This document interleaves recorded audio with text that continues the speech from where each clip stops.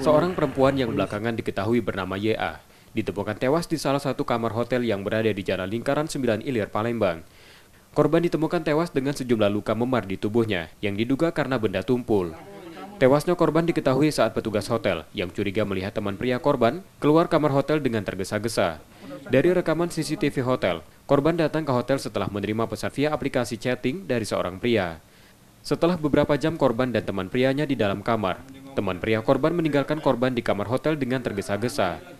Pegawai hotel yang curiga kemudian memeriksa kamar hotel yang ditempati korban dan menemukan korban terbaring tak bernyawa. Tim Inafis Polrestabes Palembang yang mendapat laporan peristiwa tersebut kemudian melakukan olah TKP, yang hasilnya sementara menyimpulkan jika korban dibunuh dengan dipukul, dicekik dan dibekap dengan bantal. Di Hotel Rio ini seperti apa? Jadi dari hasil pemeriksaan tadi kan memang kita jumpai ada tanda-tanda kekerasan.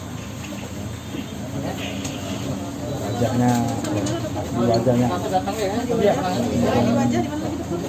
tangannya, di tangan ada, di kaki ada. Itu kekerasan seperti apa dok? Benda Tumpul aja. Tumpul semua dok ya? Nggak ada benar benar. Enggak ada. Ada cepikan? Enggak, itu di leher itu enggak ada kita jumpai jeratan. Jadi luka lebam aja dok ya? Iya.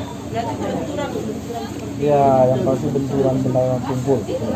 Yang menewaskan korban itu, Nah, kita kalau kita menewaskan COD-nya kita nggak tahu lah. Pasti ada benturan benda tumpul di lehernya.